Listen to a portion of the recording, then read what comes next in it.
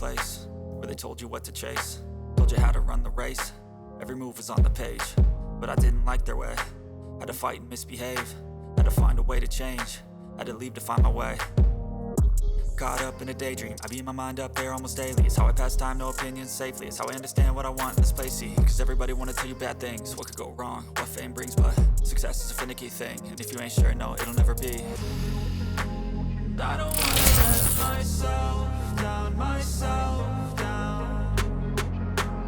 I don't wanna let myself down, myself down.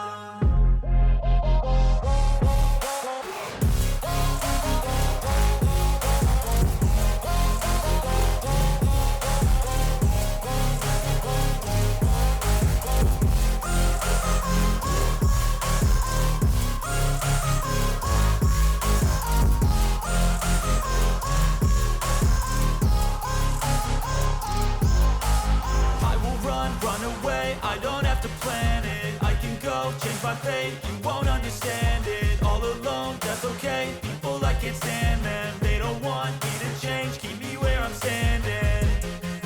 And I don't wanna be where I am, and I want something